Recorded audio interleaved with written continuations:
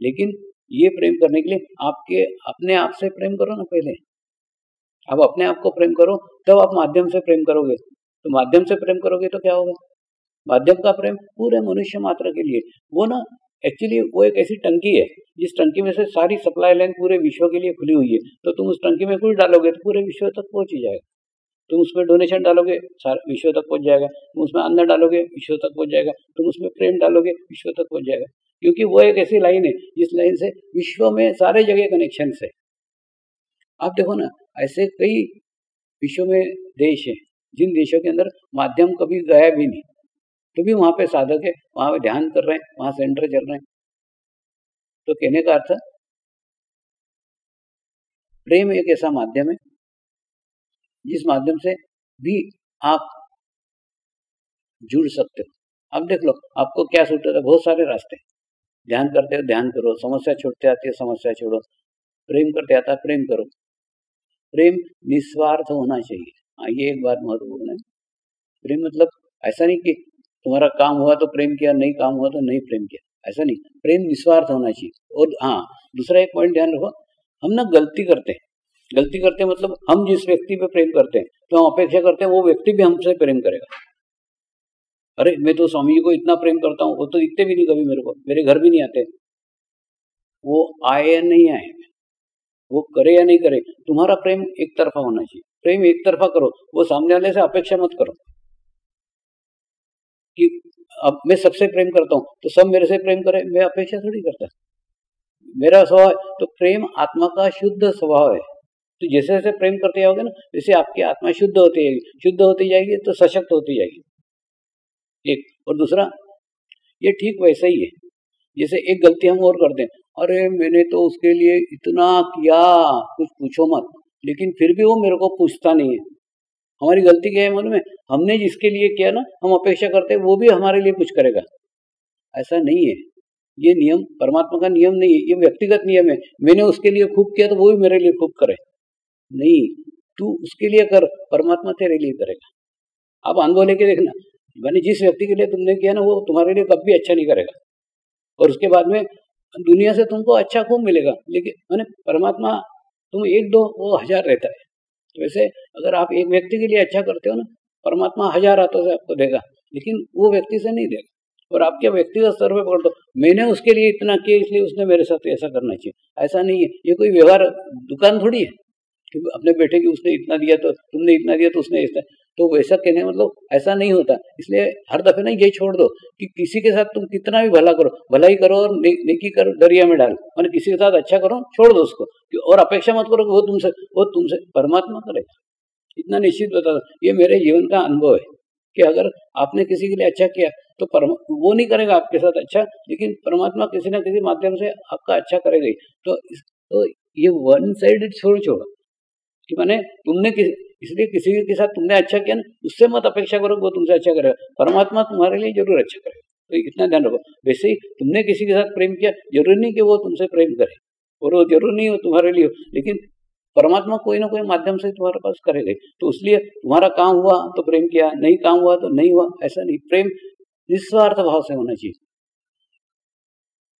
अरे बाबा, स्वार्थ का संबंध शरीर के साथ है, अपेक्षा का संबंध शरीर के साथ है, आत्मा की कोई अपेक्षा नहीं है। वैसे ही मैं जो प्रेम की बात कर रहा हूँ ना, वो प्रेम आत्मा का मूल शक्ति है, आत्मा का मूल स्वभाव है। तो एक आत्मा से जुड़ने का सबसे आसान मार्ग, सबसे सरल मार्ग प्रेम है। जैसे मीरा ने कृष्ण के साथ प्रेम किया, निस्वार्थ भाव से प्रेम किया। नरसिंह मेहता जी ने कृष्ण के साथ प्रेम किया, निस्वार्थ भाव से प्रेम किया। तो ऐसा प्रेम करो ना। तो प्रेम एक ऐसा माध्यम है जिस माध्यम से आप परमात्मा के साथ जुड़ सकते हो। तो वही माध्यम अपना सबसे आसान मार्ग है, सबसे सरल मार्ग है। उसके लिए आपको कहीं जाने का नहीं है, आपको कुछ खर्च करने का नहीं है, कुछ नहीं करने का है। प्रेम एक सशक्त मार्ग है, जिस मार्ग से एक आत्मा के साथ जुड़ सकती है और जुड़ने के बाद में वहां से ग्रहण कर सकती है, वहां से ले सकती है, वो ऑटोमेटिक हो जाता है। यूट्यूब सरी का मामला है, जैसे ही आप प्रेम के माध्यम से जुड़ जाते हो ना, तो जो कुछ गुरु के पास में है वो ऑटोमेटिकली शिष्य के पास पहुंच ही जाता है। लेकिन ये सबसे आसान मार्ग है, ऐसा मुझे आज के समय में लग रहा है। क्या हो रहा है, वातावरण में इतने नकारात्मक विचार हैं, इतने खराब वातावरण है, उसमें ध्यान करना सबको संभव नहीं हो रहा है, ध्यान सब लोग नहीं कर पा रहे, इसीलिए ये मार्ग खोजा। गुरु शक्ति ने बताया ये सबसे सरल रास्ता, ध्यान नहीं हो रहा ना, प्रेम करो ना, लेकिन निस्वार्थ भाव से प्रेम करो और कोई अपेक्षा के साथ प्रेम मत करो। अपेक्षा हमको शारीरिक स्तर पे लेके आती है, हमारे प्रेम को अपवित्र कर देती है, अशुद्ध कर देती है। प्रेम करो तो निस्वार्थ भाव से प्रेम करो और शरीर से परे प्रेम करो, आकार से परे, निराकार से प्रेम करो। मैं आपको एक उदाहरण देता हूँ। अभी हाल ही में एकादशी हो गई ना, बड़ी एकादशी, तो पंढरपुर में यात्रा लगती है और मैं खुद पंढरपुर में शिविर किया था, तो एकदम पास में जाकर के मुझे वहाँ के मूर्ति का दर्शन करने का अवसर मिला। तो वो विठ्ठल की जो मूर्ति है ना, वो पूरे एकदम काले पत्थर की है, एकदम ब्लैक स्टोन। हाँ, और उसके बाद में उसको बोलते क्या मालूम है, पांडुरंग पांडुरंग पांडुरंग। पांडुरंग मतलब सफेद रंग का, सफेद रंग का, सफेद रंग का। यानी ये उसके प्रेम में इतने दीवाने हो गए, इतने पागल हो गए कि उनको उसका रंग भी नहीं दिख रहा है, काला है दिख रहा है, लेकिन वो बोल रहे हैं उसको सफेद रंग का, सफेद रंग का, सफेद रंग का। तो आप भी प्रेम में इतने दीवाने हो जाओ कि शरीर भाव दिखे ही नहीं, कौन से कपड़े पहने, क्या कपड़े पहने, दाढ़ी वाला है क्या गंजा है, गुरु कौन सा है, उधर देखो ही मत। गुरु के शरीर के परे गुरु की आत्मा को देखो और उस आत्मा को प्रेम करने को बोल रहा हूं, शरीर को नहीं। उस आत्मा को प्रेम करो जो आत्मा विश्व के सभी मनुष्य मात्र को प्रेम करती है, जिस आत्मा के साथ लाखों पवित्र और शुद्ध आत्माओं की सामूहिकता है, कनेक्टिविटी है। तो जैसे ही प्रेम के रास्ते से, प्रेम के मार्ग से आपकी आत्मा उस माध्यम के भीतर की आत्मा को जुड़ेगी, तो निराकार में ही सब ज्ञान, सब नॉलेज, सब आध्यात्मिक स्थिति सब आपको अनायास ही प्राप्त हो जाएगी। लेकिन वो प्रेम करने की एक ही रुकावट है, एक ही बाधा है, अपने आप को प्रेम करो। जो अपने आप को प्रेम करता है ना, वही परमात्मा को प्रेम कर सकता है, परमेश्वर को प्रेम कर सकता है। दूसरा, आज गुरु पूर्णिमा है, तो दो मंत्रों के बीच कई लोगों का कंफ्यूजन रहता है। विदेशों में भी लोग मेरे को पूछते हैं कि दो मंत्रों में अंतर क्या है। एक है मैं एक पवित्र आत्मा हूँ, एक शुद्ध आत्मा हूँ, ये एक मंत्र। दूसरा ओम श्री शिव कृपानंद स्वामी नमो नमः, ये दूसरा मंत्र, वो गुरु मंत्र है। तो वो पहला मंत्र किसका है और दूसरा मंत्र किसका है? तो उनको मैं बोलता हूँ पहला मंत्र ध्यान सीखने के लिए, ध्यान सीखने के लिए पहला मंत्र है। जब तक आप आत्मा के स्तर पे नहीं जाओगे तब तक ध्यान नहीं सीख सकते। एक आत्मा को आत्मा से जुड़ने के लिए आत्मिक स्तर पे जाना पड़ेगा। तो इसलिए वो ध्यान सीखने के लिए वो मंत्र है, मैं एक पवित्र आत्मा हूँ, मैं एक शुद्ध आत्मा। और दूसरा, ये मंत्र को अपना करके स्वामी जी ने आपको तो अपना लिया, लेकिन आपने स्वामी जी को अपनाया कि नहीं, वो है।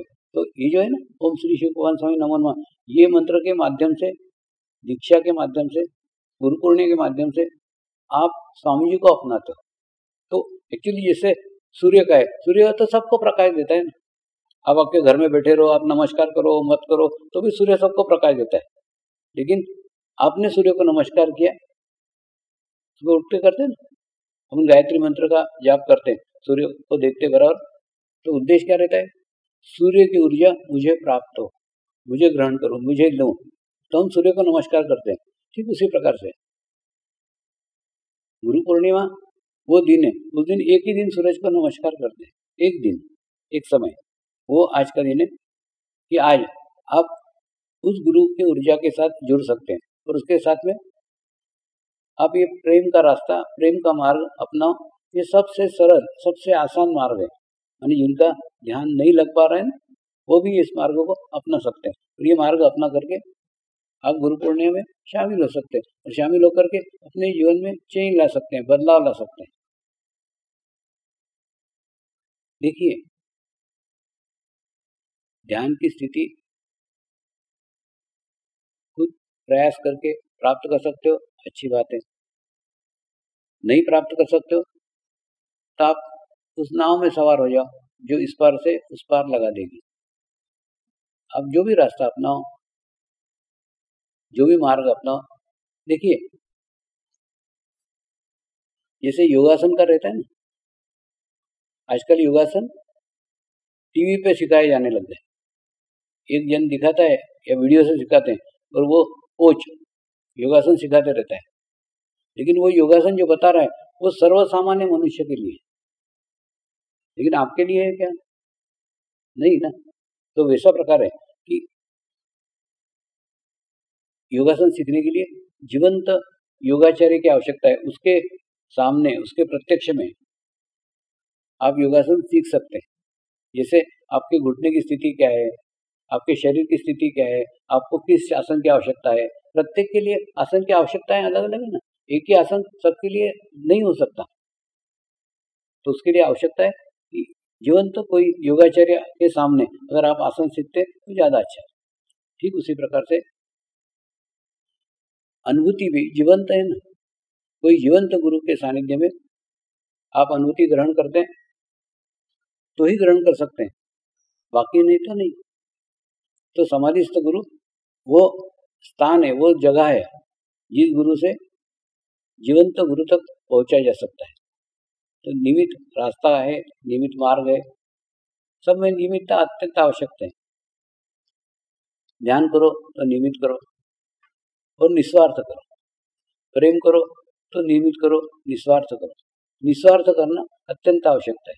और दूसरा, ध्यान को क्या, प्रेम को क्या, आप एक शौक जैसा रखो ना। मुझे ध्यान करने का शौक है, मुझे स्वामी जी से प्रेम करने का शौक है, कोई अपेक्षा नहीं है, कोई एक्सपेक्टेशन नहीं, कुछ नहीं, अच्छा लगता है। ध्यान करना अच्छा लगता है इसलिए ध्यान कर रहे हैं, स्वामी जी को प्रेम करना अच्छा लगता है इसलिए प्रेम कर रहे हैं, बाकी कोई अपेक्षा नहीं, कोई एक्सपेक्टेशन नहीं। अगर ऐसा करने में अगर आप सफल हो जाओ ना, तो शरीर के परे जाकर के स्थिति को प्राप्त करोगे। और फिर क्या है वास्तव में, आपको ना शरीर से कुछ मिला ही नहीं है, माध्यम के शरीर से भी कुछ नहीं मिला और आपके भी शरीर से आपको कुछ नहीं मिला। शारीरिक स्तर पे कुछ ये लेने और देने वाला व्यवहार थोड़ी है कि माध्यम ने आपको कुछ दिया और आपने कुछ माध्यम से लिया।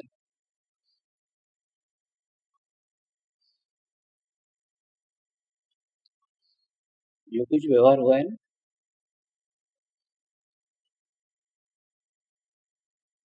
वो सब व्यवहार अंदरूनी है। शारीरिक स्तर पे कोई व्यवहार नहीं हुआ है, शारीरिक स्तर पे कोई लेन देन नहीं हुआ है। जो कुछ हुआ है वो आत्मिक स्तर पे हुआ है। आप जिस क्षण, क्षण बोल रहा हूँ, आप जिस क्षण अपने देह का शरीर भाव समाप्त करके आत्मा के स्तर के ऊपर आए, तभी आपके आत्मा ने माध्यम की आत्मा से कुछ चैतन्य रूपी प्रसाद ग्रहण किया और आपको अनुभूति हुई। तो आपको जो अनुभूति हुई उसमें आपका शरीर का कोई रोल नहीं है,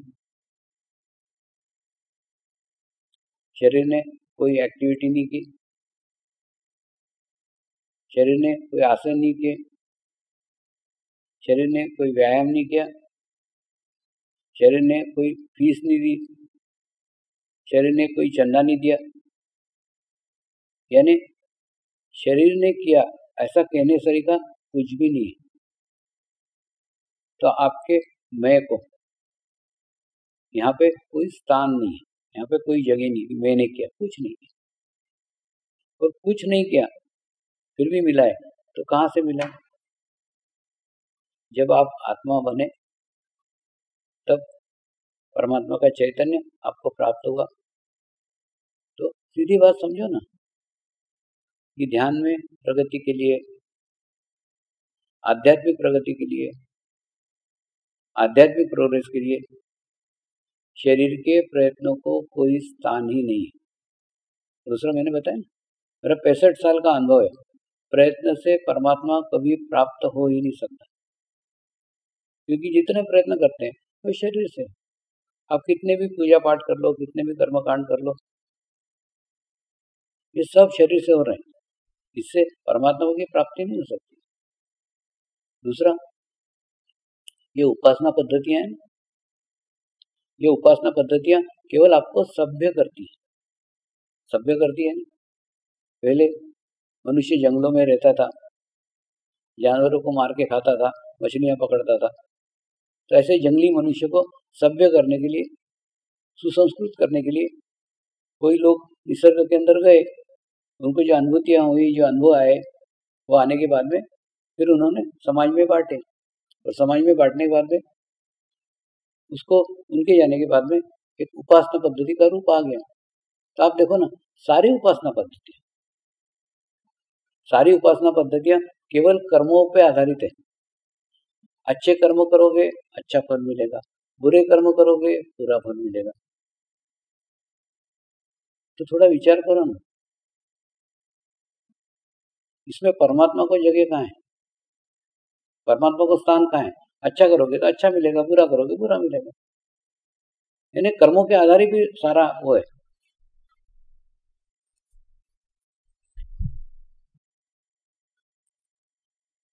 हम जीवन में कर्म के कारण ही नया जन्म लेते हैं, तो नया जन्म लेने के बाद में अपने कर्म भोगने को आते हैं, और वो कर्म भोगते हुए कोई नए कर्म खड़े कर लेते हैं, और उसके बाद में फिर वो भोगने के लिए दूसरा जन्म लेते हैं। तो बार बार कर्म का चक्र चलते रहते हैं। इसमें से मुक्त होने का मार्ग, इसमें से मुक्त होने का रास्ता एक ही रास्ता है, कर्म मुक्त अवस्था आपको आपके जीवन काल में ही प्राप्त करना पड़ेगी।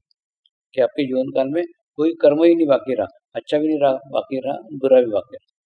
तो ये ना जापान के अंदर कर्म के ऊपर बहुत प्रश्न पूछते हैं, तो उनको समझाने के लिए मैंने वो पूछते हैं कि जब सभी क्या बोलते हैं ना, सभी कर्म हमको भोगने के हैं, तो फिर ध्यान करने की क्या जरूरत है, परमात्मा की क्या जरूरत है? मैंने उनको बोला कि ध्यान करोगे क्या होगा, तुम कर्म भोगोगे, लेकिन कर्म भोगते भोगते तुमको एक ऐसी स्थिति प्राप्त हो जाएगी जब तुम्हारे सारे बुरे कर्म खत्म हो गए, और बुरे कर्म खत्म हो गए और उसके बाद में तुमसे बुरे कर्म हो ही नहीं रहे, क्योंकि तुम एक अच्छी सामूहिकता से जुड़ गए, ध्यान के साथ जुड़ गए।